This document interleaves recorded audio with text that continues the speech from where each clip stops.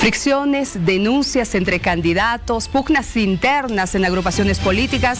¿Cómo se encuentra el panorama preelectoral? Hoy vamos a hacer una radiografía de los candidatos. ¿Le parece? Acompáñenos, por favor, porque estamos el día de hoy con Paul Coca, analista político, a quien le doy la bienvenida. ¿Cómo está? Muy buenos días. No le doy la mano porque nos han recomendado que con eso del coronavirus tengamos prevención, ¿no? Muchas gracias por la invitación. Es un honor y un placer estar acá. Muy buenos días a todas las personas que nos están viendo. ¿Qué radiografía hacemos de lo que está pasando?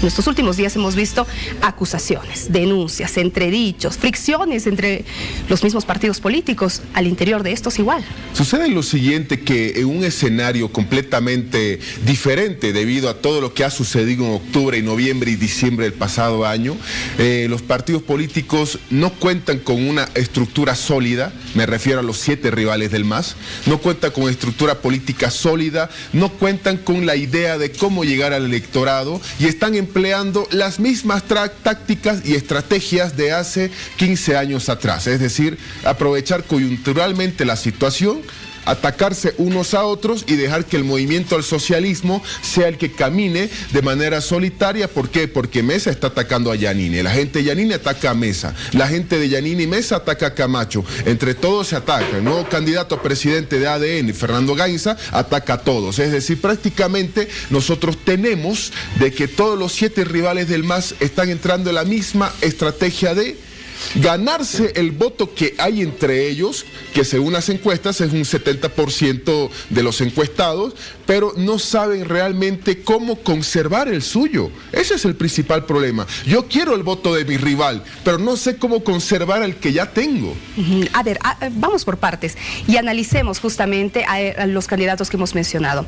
Carlos Mesa, Yanine Áñez. Carlos Mesa con una campaña que no hacía mucho ruido, pero ayer ya lo vimos con algunas declaraciones en contra de Yanine Áñez. ¿Esto qué significa? Se están atacando los dos que se encuentran después del MAS. Sucede lo siguiente, el caso de Carlos Mesa fue el mayor beneficiado con el voto útil, es decir, el voto al mejor posicionado frente al MAS en octubre.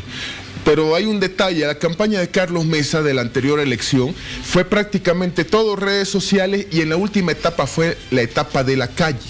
Entonces ahí nos damos cuenta de que Bolivia no es un país todavía preparado para una campaña 100% digital. El caso de Mesa hoy día es el siguiente, por ejemplo, del más del 50% de la votación en Santa Cruz, las encuestas le dan 8% en dicho departamento. ¿A qué se debe esto? A que Mesa, primero, no está siendo beneficiado en las encuestas con el voto útil.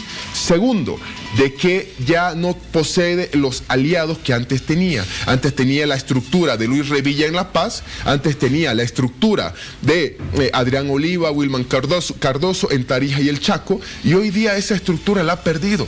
Entonces, cuando Carlos Mesa se presenta como candidato y aparecen candidatos como Camacho o aparece la propia presidenta, era más que evidente que ese voto de Mesa de octubre se iba a empezar a fraccionar y el más debilitado iba a ser Mesa.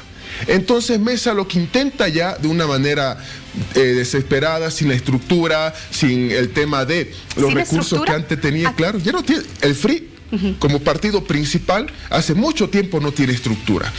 Estructura me refiero a aquel partido que tiene presencia política y organizada en los 340 municipios de Bolivia, en las 112 provincias. Y ninguno de los partidos la tiene salvo el movimiento al socialismo. Hay algo que llama la atención también. Aparentemente los partidos políticos se están enfocando más a competir entre ellos, atacarse entre ellos, pero ¿qué pasa con sus programas de gobierno? ¿Qué es lo que la gente debería conocer? En este instante hay que reconocer que son, ya sabemos, 8 candidatos. De esos 8 candidatos, solamente 2 son los que están buscando el voto popular mediante la conquista a través de la propuesta. Con nombres y apellidos, Tuto Quiroga de Libre 21 y Fernando Gainza de Acción Democrática Nacionalista. Son los únicos 2 que están yendo al electorado a buscar el tema del voto, repito, pero en base a propuestas. Y hasta el momento, por lo que se ve en la última encuesta, Tuto Quiroga es el más beneficiado de ese voto porque hay un porcentaje de la votación ya de los votantes que están apostando no a un candidato, están diciendo quién es el que mejor propuesta tiene.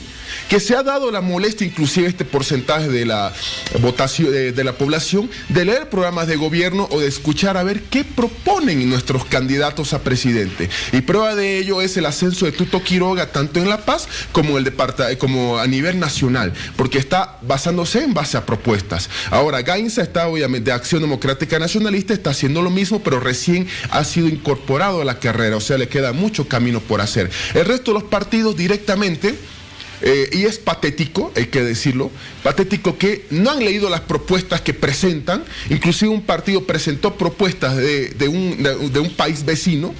Hay candidatos que no entienden la propuesta o que cuando la lanzan no saben cómo justificar la propuesta que ellos mismos han plasmado por escrito o que están aseverando. Es decir, y están directamente esperazándose en el voto consigna o el voto útil, cuando en realidad Bolivia requiere propuestas de gobierno. ¿Por qué? Porque el que elijamos en las urnas nos va a gobernar y nosotros tenemos que saber qué ha cumplido o qué no ha cumplido. A propósito de estas observaciones que usted hace, concretamente hablamos del Frente para la Victoria, ¿qué está pasando al interior? Pugnas internas, ahora tenemos un binomio, pero también tenemos un candidato que se aferra a su postulación y el Tribunal Supremo Electoral ayer ha sido claro, ha dicho que él sigue en carrera. Pero, ¿cómo puedes hacer campaña política tomando en cuenta estas diferencias que hay con tu mismo partido? Sucede lo siguiente, que el caso del Frente para la Victoria es un caso sui generis que no se ve en los otros partidos políticos. Los otros partidos están, por lo menos tienen un cierto grado de cohesión interna en cuanto a respetar los binomios que ya están establecidos. Pero el caso del Frente para la Victoria, hay una pugna entre el grupo de Chi y el grupo de la familia Rodríguez, que es el que maneja la sigla del Frente para la Victoria. Ahora, el principal problema, ¿cuál ha sido? La inhabilitación de la candidata a la vicepresidencia, Yasmine Barrientos, por no vivir en Bolivia, y a partir de ahí, cuando el Frente para la Victoria decide colocar un candidato vicepresidencial, empiezan las pugnas. Pero Chi continúa legalmente en carrera. ¿Por qué? Porque ya nosotros estamos en una etapa de impugnación. En este instante usted puede impugnar a cualquier candidato. Y las impugnaciones son por 11 causales previstas en la ley. No es por otros requisitos que no están en las causales de inhabilitación. Ahora, el caso es el siguiente, que el Frente para la Victoria tiene que repensar acerca de qué va a hacer, porque Chi es el único candidato que en este instante puede tener hasta un 8 o 10% de la votación, y otro candidato que el Frente para la Victoria consiga no va a tener el nivel que tiene Chi Hyun-chung, y lo más importante, inclusive hasta el riesgo de no llegar al 3% de la votación. Claro, aquí en Bolivia se suma votos bolivianos más votos en el extranjero y se llama eso votación global. Partido que no llega al 3% de esa votación global desaparece. Y en este instante Chi tiene una estrategia, tiene una estructura en torno a él y a un movimiento que el día de mañana quizás conforme, y eso el Frente para la Victoria debería pensar antes de estar peleándose con su propio candidato, que en este instante está habilitado. Ahora, hay algunas campañas, candidaturas que tampoco se comprenden. Estoy hablando concretamente del caso Creemos.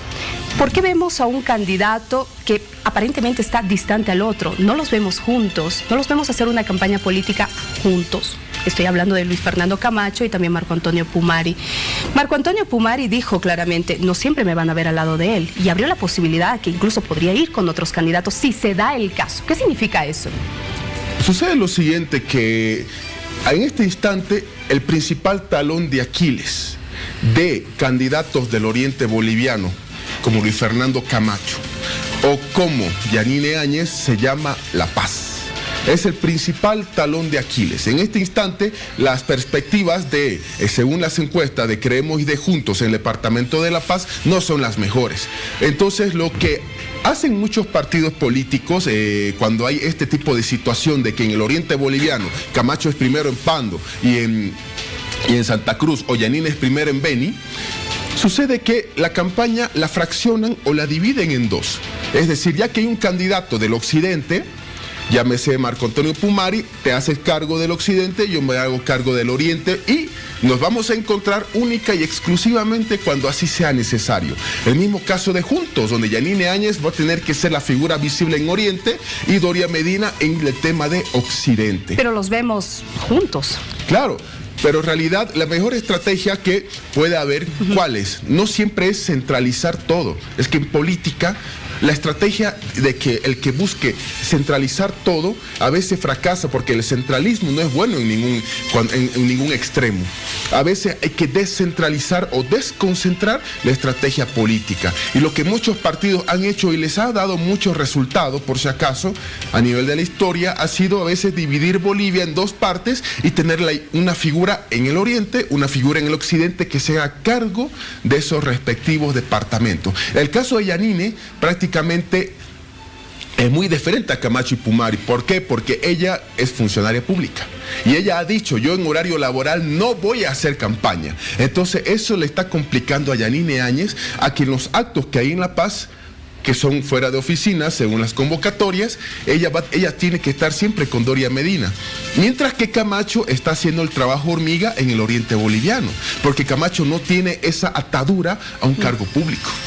Bueno, a ver, ahora la pregunta es, al margen de estos tres lugares que tenemos en las encuestas, sin desmerecer al resto, pero ¿están apostando a ganar realmente las elecciones o a tener presencia en la Asamblea Legislativa, el resto de los partidos?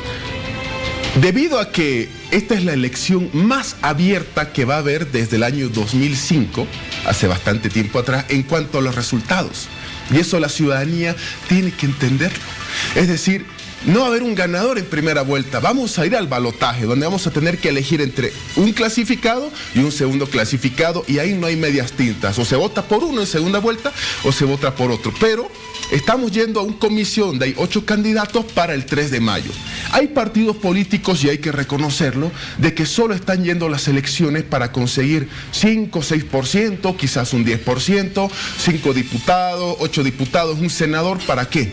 Porque en Bolivia, dado el sistema que ahora hay con la caída del movimiento al socialismo, hay dos formas de tomar al poder: ganando las elecciones o sacando un 5% y 6 diputados, y esos 5% y mis 6 diputados los negocio con cualquiera de los dos partidos políticos que esté en segunda vuelta. ¿Negociar qué? Espacios públicos, mi apoyo en el Parlamento, pero también mi espacio en cargos públicos. Muchos dirán, otra vez entonces vamos a volver a las épocas antiguas donde se pactaba. No, porque esta vez hay una diferencia. Antes eran los acuerdos entre 4 paredes y secretos. Hoy día los acuerdos tienen que ser públicos, porque en la segunda vuelta hay el tema del voto popular. Ya nosotros vamos a saber quién va a apoyar a quién. Entonces, por eso es la pelea de muchos. Muchos solo están peleando por tener más de escaños, y otros los que tienen más posibilidades de llegar a esa finalísima llamada segunda vuelta. Hablemos del movimiento al socialismo. Hay nerviosismo en filas del MAS. Hay preocupación. Puede no ganar en una primera y una segunda vuelta. El movimiento al socialismo, yo siempre he considerado que reconoce muy bien el momento débil que está pasando hoy día. Que yo siempre soy partidario que el MAS reconoce que ha cometido muchos errores, que ha metido ministros que realmente no han dado absolutamente la talla y que han perjudicado al movimiento al socialismo. Y que ha explotado tanto a sus funcionarios públicos, obligándoles a todo, como las denuncias que hay de exfuncionarios y funcionarios del Ministerio de Defensa contra Javier Zabaleta, que eran explotados día tras día. Entonces, obviamente hay un descontento, porque, por ejemplo, detrás de cada funcionario explotado por Javier Zabaleta, según las denuncias, hay una familia. Entonces, todo eso, ¿qué desencadenó? Que en la última elección, 50% de los habitantes de la ciudad de La Paz, por ejemplo, votó por Carlos Mesa, y un 20% por otros candidatos, dejando al MAS en minoría en la ciudad de La Paz, aunque ganó el departamento. Entonces el MAS se ha dado cuenta de esos detalles. El MAS es consciente de que la fragmentación de sus rivales en 7 candidaturas es el mejor escenario, inclusive para que ellos puedan ganar en primera vuelta. Hay una posibilidad muy grande de que el MAS gane en primera vuelta, pero en la segunda pierda. Hay la gran posibilidad de que el movimiento al socialismo ya esté clasificado a la segunda vuelta esperando rival. Y te corto ahí, por favor. Entonces, ¿por qué las agrupaciones políticas insisten o se está trabajando más en la segunda vuelta que en la primera vuelta? Porque resulta que el votante, esta vez, no va a cometer los mismos errores de hace 14 años atrás. Ya el votante no le quiere dar 2/3 a una sola candidatura, no le quiere dar 60%, 64% a una sola candidatura. Es decir, esta vez el votante está muy expectante de lo que puede pasar, pero eso también que significaría de que podríamos llegar a un peor de los escenarios. Yo siempre soy pesimista en esto. El peor de los escenarios, ¿cuál es? Que el MAS saque 1/3 más un diputado y evite que los rivales, juntos o separados, no tengan 2/3. Y el que gane las elecciones no va a tener gobernabilidad en el legislativo. La última vez que un presidente gobernó Bolivia sin apoyo en el legislativo, la gente tenía que comprar 2 panes con una carretilla. Y me refiero al gobierno de la UDP, que muchos que nos están viendo van a empezar a recordar y hablar. Esa fue la última vez que un presidente gobernó sin apoyo congresal, y muchos ya sabemos cómo terminó esa historia. Entonces, el movimiento del socialismo, por si acaso, y repito, es un partido al que no se debe ni se puede subestimar.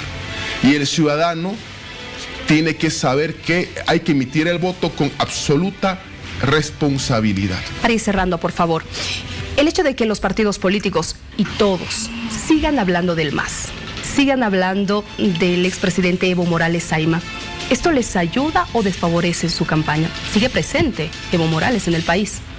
Resulta que el movimiento al socialismo durante todos estos 14 años de función de gobierno ha logrado consolidar un aparato político partidario en 340 municipios de Bolivia, mientras que los otros partidos no han podido hacerlo. Hay lugares donde solamente el MAS a nivel municipal se presenta como candidatos a las alcaldías y consejos municipal y no pelea absolutamente contra nadie.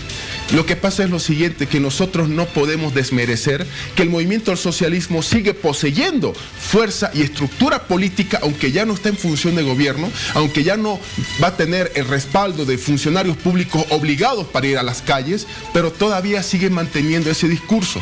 Y sobre todo, hay algo que la oposición al MAS no ha podido realizar. El MAS hasta el día de hoy sigue realizando ese trabajo hormiga de puerta a puerta, de reuniones como ampliados en organizaciones sociales, sindicatos, etcétera, a los lugares que la oposición al MAS no ha podido ingresar en estos 14 años. Entonces, no podemos negar que el MAS va a tener una importante votación, no podemos negar de que el movimiento al socialismo va a tener importante curul de diputados, y sobre todo no se puede negar de que las estrategias del MAS de llamar a los disidentes no solamente es llamar a Rebeca Delgado u otros, es llamar a esos votantes que algún día estuvieron con el MAS y ya no, por un tema del descontento. Entonces yo digo, no podemos dar por muerto al MAS. Es una estrategia entonces que estarían empleando, así como también lo hacen el resto de las agrupaciones políticas. Gracias por su visita y este análisis. Muchas gracias por la invitación, un fuerte abrazo. Hemos conversado con Paul Coca, analista político, de todo este panorama preelectoral. Hay más en el día.